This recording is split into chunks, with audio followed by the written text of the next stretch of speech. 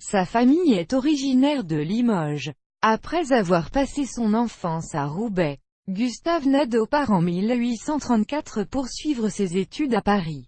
Il revient ensuite à Roubaix, où il est comptable dans l'entreprise familiale. En 1840, il suit à Paris ses parents qui fondent Place des Victoires, une maison de commerce pour les articles de Roubaix, peu portée sur le commerce.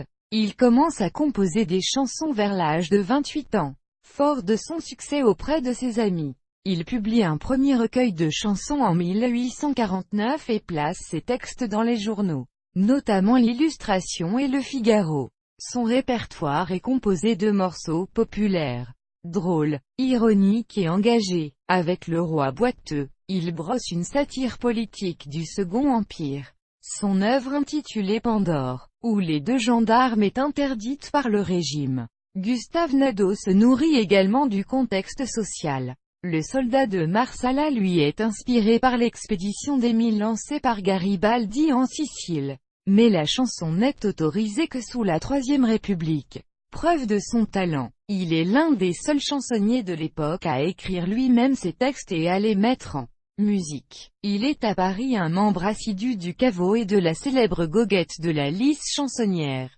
C'est dans cette goguette qu'à l'occasion d'un concours se déroulent en 1883 ses retrouvailles avec Eugène Pottier. Gustave Nadaud l'avait croisé en 1848 et Pottier lui avait alors fait une forte impression. Il admire beaucoup le talent poétique de l'auteur de l'Internationale tout en étant très loin de partager ses opinions politiques. Grâce à ces retrouvailles, l'œuvre de Pottier échappera à l'oubli. Une cinquantaine de ses chansons sont publiées pour la première fois en 1884 par Nadaud, qui paye les frais d'édition. Après la mort de Victor Hugo, il resta seul président d'honneur du caveau stéphanois, créé par Jean-François Gonon en 1883.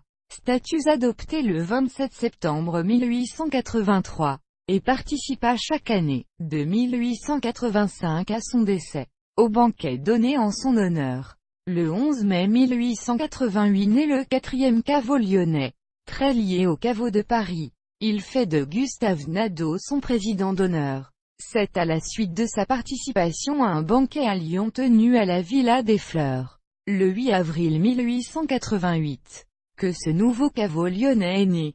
Malgré le succès de ses quelques 300 morceaux, il finit sa vie dans la pauvreté, ayant toujours refusé les cachets. Gustave Nadaud meurt le 28 avril 1893, peu de jours avant de recevoir la distinction de la Rose d'or décernée par les Rosati.